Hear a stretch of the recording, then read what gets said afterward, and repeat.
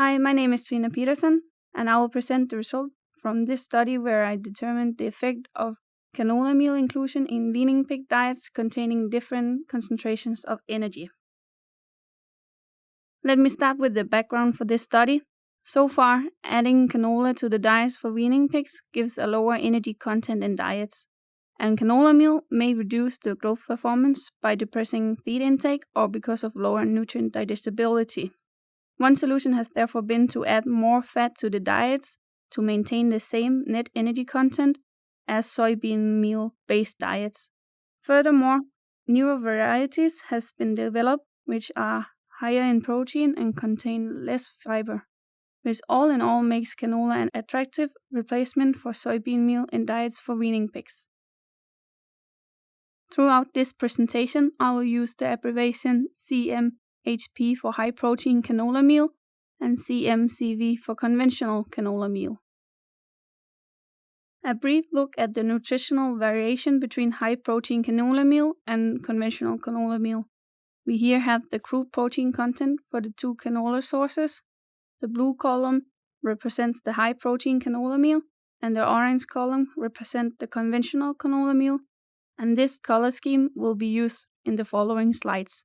We see that crude protein content is 7% higher for high protein than conventional canola meal, being 43% protein for high protein canola meal, which is in accordance with previous studies, against 36% for conventional canola meal, which is in the normal range. When looking at the lysine content, high protein canola meal is also higher than conventional canola meal with 2.35 against 1.88%. In regard to fiber, we see here that conventional canola meal is a little higher in neutral detergent fiber than high protein canola meal. Looking at the gross energy content for the two canola sources, we see here a higher energy content in high protein canola meal than conventional canola meal. So moving on to the objective of this experiment, which was to evaluate the effects of adding high protein and conventional canola meal in diets fed to weaning pigs, with the effect of dietary net energy and the addition of an exogenous enzyme on growth performance and physiological parameters. In the experiment, we used 492 9-kilogram weaning pigs, which was included in the experiment 2 weeks after weaning.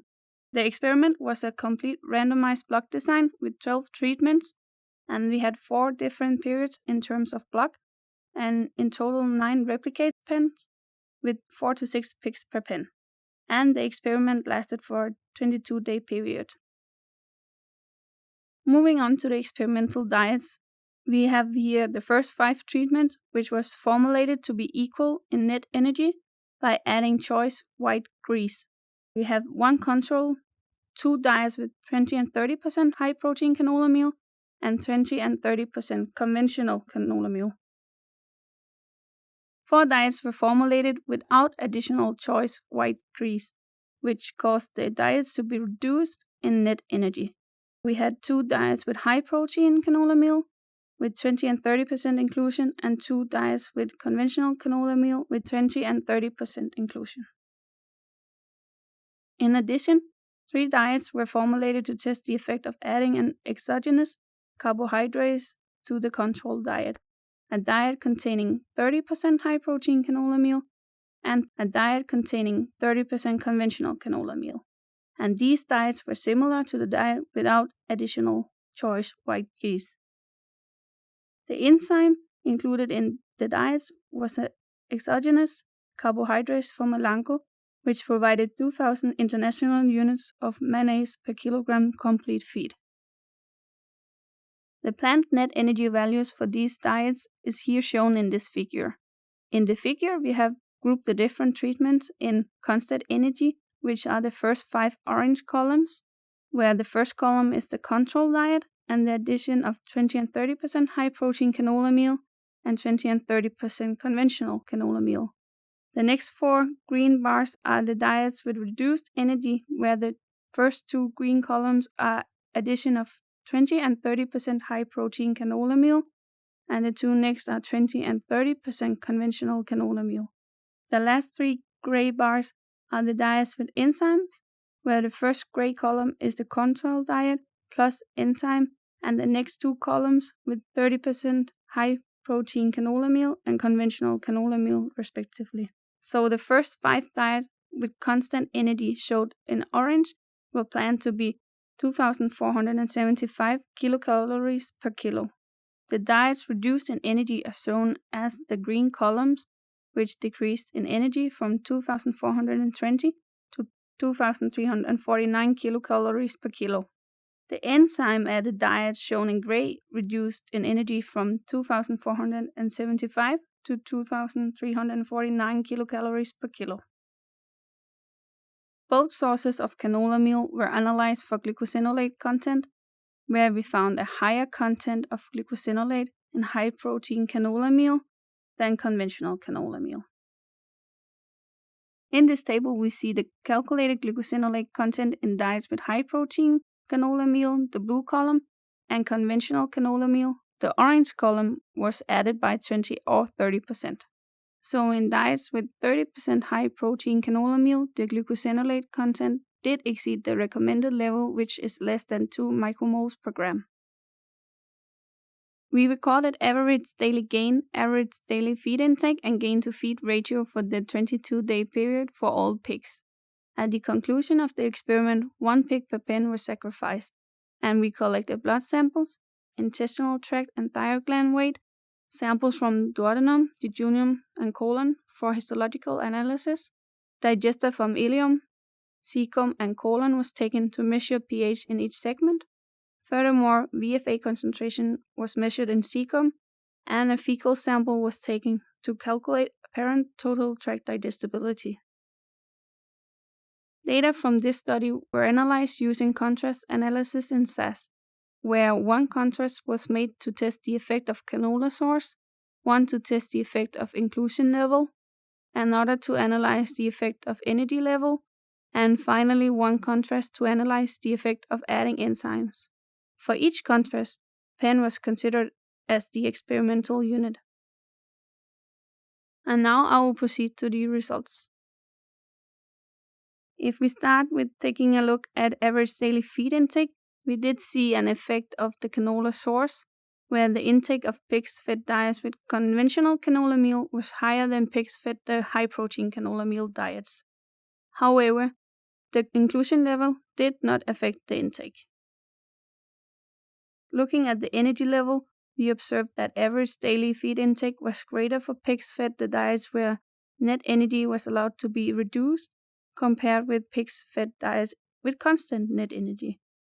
Finally, the addition of enzymes didn't affect the average daily feed intake. So looking at the average daily gain, we observed a lower gain for pigs fed diets with high-protein canola meal. And as for average daily feed intake, we didn't see an effect of inclusion of canola meal on the average daily gain.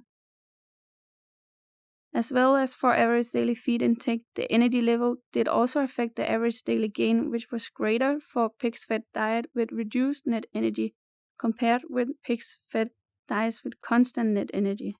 So the higher intake and gain means that pigs were able to compensate for the reduced net energy by consuming more feed. And again, here we didn't see an effect of adding enzymes to the diets either. If we instead look at the gain to feed ratio, which ranges from 0.59 to 0.67, we didn't see an effect of canola source, inclusion level, energy level, or enzyme addition.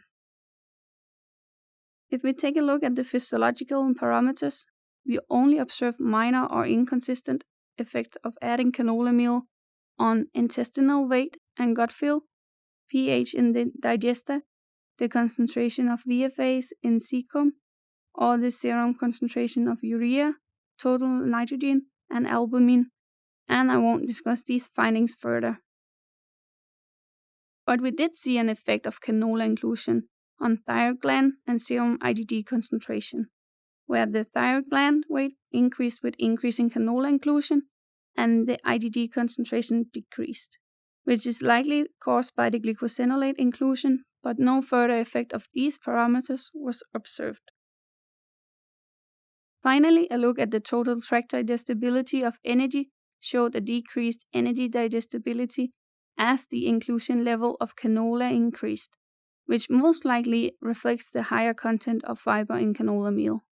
However, this wasn't enough to influence the growth performance for pigs receiving diets with canola.